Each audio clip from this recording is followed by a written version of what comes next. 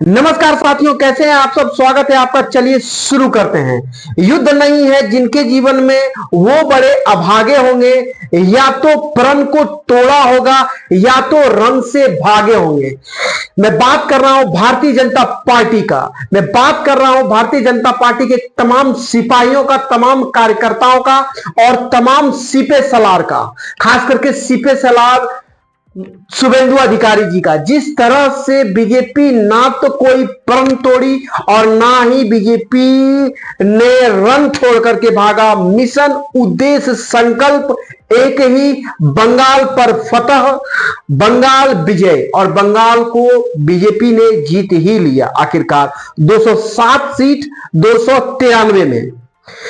मेरा ये कहना है कि आज जिस तरीके से खबरें सर्कुलेट हो रही है, और ये सही खबर है कि शुभेंदु अधिकारी को बीजेपी ने विधायक दल का नेता चुन लिया गया है। और जब चुन लिया गया है तो ये सब कुछ निर्धारित है और ये अटल है कि कल वही मुख्यमंत्री, बंगाल के 9वें मुख्यमंत्री के रूप में शपथ लेने जा रहे हैं।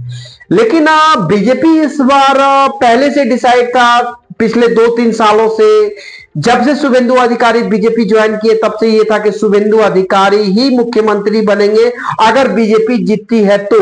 ये कोई डिसीजन में फेरबदल नहीं हुआ। लेकिन हालांकि बीजेपी जो है वो फैसले को बदलना हमेशा जानती है और हमेशा चौंकाने वाला फैसला ही देती है। अगर आप देखें पिछले कई सारे राज्यों में जो चुनाव हुआ, जिस तरीके से बीजेपी के आला कमान, बीजेपी के शीर्ष पर बैठे हुए नेता नंबर 1, नंबर 2, नंबर 3 और तमाम जो उनका संगठन है, जिस तरीके का फैसला होता है सबको हैरत अंगेज और सबको सदमे में डाल देता है। आप देखिए, अगर राष्ट्रीय अध्यक्ष का चुनाव का बात करें तो नितिन नवीन जी को चुना गया। कई सारे नाम आ रहे थे उनको चुना जाएगा, लेकिन नितिन नवीन जी को चुन करके बीजेपी ने एक और मास्टर स्ट्रोक खेल दिया। आप सबको पता होगा कि जिस तरीके से चुनाव हुआ था, खास करके हरियाणा में अलग अलग नाम आ रहा था, लेकिन फिर नवदीप सिंह सैनी जी का नाम आया, सब चौंक गए। दिल्ली के चुनाव में कई सारे लोगों का नाम चल रहा था कि मनोज तिवारी बन जाएंगे मुख्यमंत्री, कपिल मिश्रा बन जाएंगे मुख्यमंत्री, लेकिन अंततः रेखा गुप्ता जी बनी दिल्ली के मुख्यमंत्री। आपको याद होगा, मैं थोड़ा पीछे ले चलता हूं, 2015 में जब भारतीय जनता पार्टी झारखंड में पूर्ण बहुमत की सरकार बनाई तो कई सारे झारखंड के नेता का ही नाम चल रहा था। अर्जुन मुंडा जी का सबसे ऊपर नाम चल रहा था, सबके जुआ पर अर्जुन मुंडा जी का नाम था। लेकिन बना कौन? अमित शाह जी का पसंद रघुवर दास जी मुख्यमंत्री बने, और क्या खूब मुख्यमंत्री बने। 5 साल बेहतरीन रहा 2015 से 2020 का झारखंड का। मैं बात करना चाहूंगा गुजरात का, जिस तरीके से सरप्राइजिंग डिसीजन लिया गया, खास करके आला कमान के द्वारा। बहुत सारे लोगों का नाम चल रहा था, लेकिन गुजरात में भूपेंद्र पटेल जी का नाम आया और भूपेंद्र पटेल जी मुख्यमंत्री बने।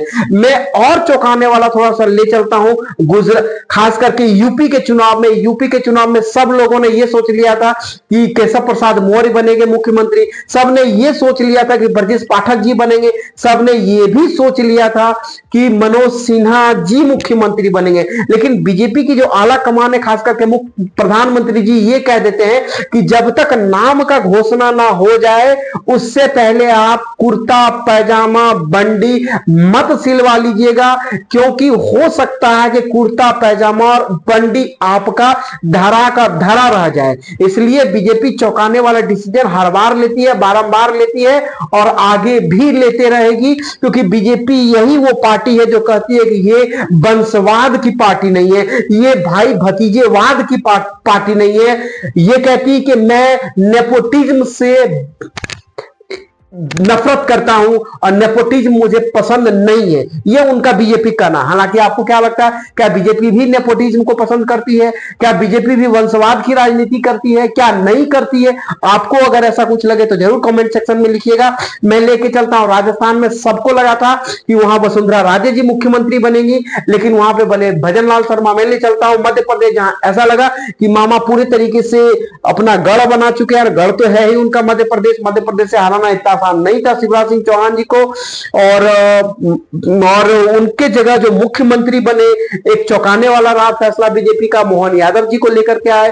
फिर शिवराज सिंह चौहान जी को दिल्ली लाया गया। फिर आप याद कीजिए उड़ीसा का, वहां पे जिस तरीके से मुख्यमंत्री का चयन हुआ वो भी एक सरप्राइजिंग एलिमेंट रहा। मतलब हर स्टेट में इनका एक चौंकाने वाला फैसला रहता है और ये हर बार चौंकाते हैं, बार बार चौंकाते हैं। उत्तराखंड में जिस तरीके का इनका फैसला रहा, पुष्कर सिंह धामी को मुख्यमंत्री बनाना, हर जगह इनका रहा था। तो मैं यही कहना चाहूंगा कि क्या शुभेंदु अधिकारी के नेतृत्व में अब बंगाल कैसा चलेगा? क्या बंगाल में राम राज्य आएगा? क्या बंगाल के लोग और खुश रहेंगे और ज्यादा विकास होगा बीजेपी के नेतृत्व में, शुभेंदु अधिकारी जी के नेतृत्व में? अब बंगाल किस तरीके का दिखेगा ये कमेंट सेक्शन में जरूर लिखिएगा। मेरा वीडियो पसंद आए तो लाइक शेयर सब्सक्राइब ठोक करके कीजिएगा। मिलते हैं अगले वीडियो में एक नई कहानी और एक मेरी जुबानी के साथ।